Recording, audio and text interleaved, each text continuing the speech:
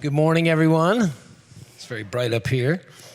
It's a pleasure to be here with everybody. I'll tell you a little bit more of how I come to be here, but I was thinking last night at the shindig how difficult it is sometimes to explain what we do in simple terms. So this morning I was kicking around how I could come up with a one-liner for everyone. So I'm here to tell you about our machine, our technology, that turns biomass, including some of the worst waste streams out there, into money. That's one of the angles that is, I think, very relevant and accurate. Gets a little bit more involved after that. This is a little bit about what we do at Chapul Farms. The company is actually over 10 years old, founded by Pat Crowley, originally working with crickets a decade ago. And since 2017, we've been focused on utilizing a black soldier fly, and this is an overview of what we do as project developers, looking into the entire range of details from feasibility assessment and feedstock, developing diets, and in some cases, really introducing folks to what is really a brand new capability out there in the food and ag realm. We move through, we have an engineering partner I'll tell you a bit about, and we operate and build these systems. Nexus PMG is our partner and investor. They are a multi-billion-dollar sustainable infrastructure engineering firm that's worked around the world. They are really a fantastic fit. It was something we spent even a couple of years evaluating where we would head on the engineering front, and this has really worked out to be a huge value add for us. But back to the complexity.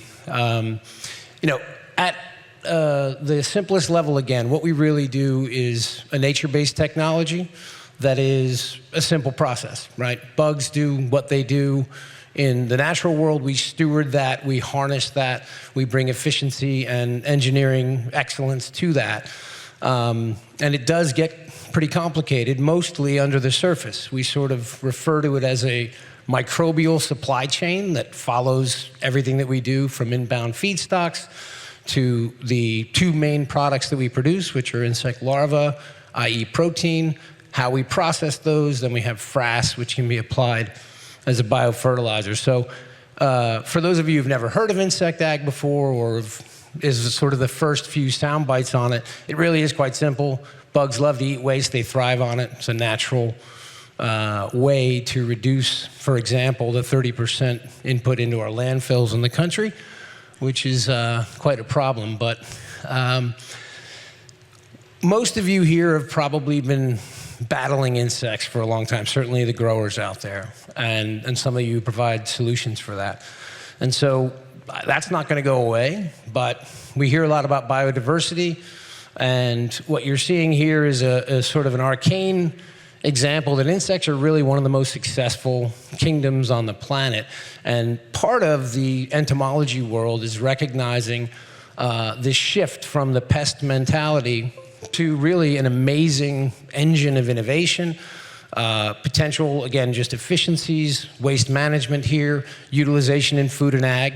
That's not going to happen overnight. I'm sure lots of you have an almost visceral reaction when you think about bugs, insects, but it's really grounded in about, certainly 20 years of research at this point. It's been a slow burn. The insect we work with primarily has been touted as a potential alternative to landfill since the 1970s out of University of Georgia. So it's coming around, but they really do have hundreds of millions of years of evolutionary prowess that we get to leverage. This is the star of our show, the black soldier fly. And this is sort of a look at the pain points out there in our way of looking at it. And we don't have the type of resilience that the world is calling for.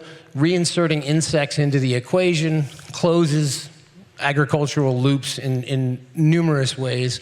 The basics, of course, if you think about, start wherever you want in the loop, but the feedstock inputs, I mentioned waste, food waste, spent grains, oils, lots of co-products that would be too numerous to list. And we essentially process them, again, primarily using the insects as the technology, harnessing that.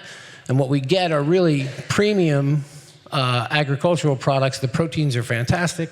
very balanced, fantastic lipids, and we just can eliminate the need, and well, excuse me there. I'll just give you, you can look through a few of these for yourself. Depending on where you plug in, we address a lot of different aspects. In livestock, primary markets we're looking at these days and who love our stuff are aquaculture and the pet food industry. But very, very exciting research in poultry, swine, and even recently into cattle. Yeah, that's too much for 10 minutes. So, so this is what we do, partnered with Nexus, where you're deploying our target facility here, 50,000 tons a year of inputs. That produces about 5,000 tons per year of larvae, and then another 10,000 tons a year of the residual frass. This is a roughly $60–65 million project. We can do that with roughly 5 megawatts of energy. We've actually reduced the number of jobs, partly, I think, understanding North Dakota better and also getting more mature as a company. And then this is a rendering of one of our current facility design for North Dakota. This is 150,000 square feet. And I don't know if this is going to work. There we go. We get a little rendering video fun for you. But yeah, essentially, like we say, the primary actors here are the insects. But there's a lot that we do, managing moisture, managing microbes, pre-treating feedstocks, optimizing the texture to build highly efficient, repeatable systems. This is a look at our local site. And we're targeting getting a shovel into the ground this fall. That may get pushed with the winter into next spring. But we're extremely excited about becoming neighbors here in North Dakota with a lot of you. And those from out of town, you can come visit again. This is Rabobank's broad summary of the potential of the industry. They're targeting or estimating 500,000 tons of the protein alone. And really no one, we've been instrumental in helping to drive the frass topic. We think it's much more pivotal to a long-term view. But this is the protein assessment heading into multiple industries. That's going to require $5 billion worth of infrastructure investment. That's been going fairly slow. COVID actually accelerated that in our space. And here you have the frass piece, which is something we've tried to bring closer to parity on the protein. We've talked with a lot of folks in the soil health movement, a lot of the labs. We're doing genetic analysis and building a rich database of hundreds of microbes that come from the residual exoskeletons, the residual waste of the process.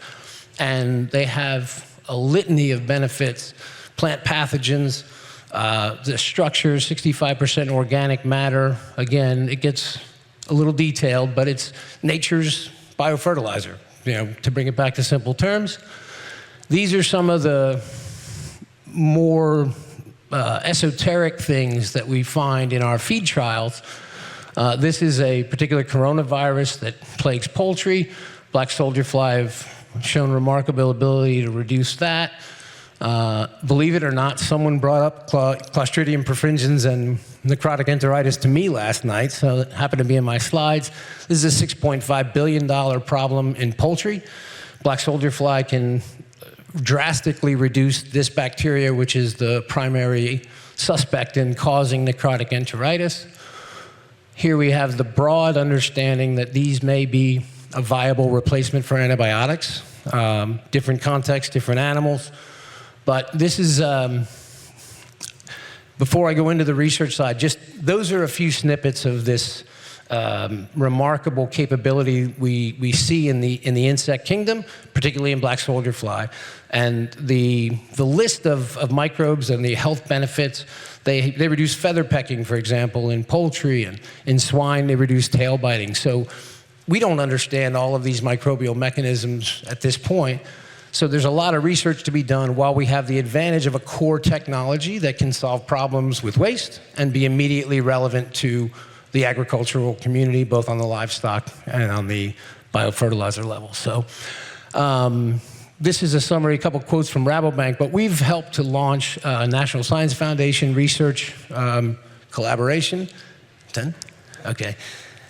I lose track of time. This is an example of biodiversity, which is one of our main summaries for why this works so well, why the insects are so magical. So thanks all. If anybody has any questions, love to talk to you more about it, and thanks for having me.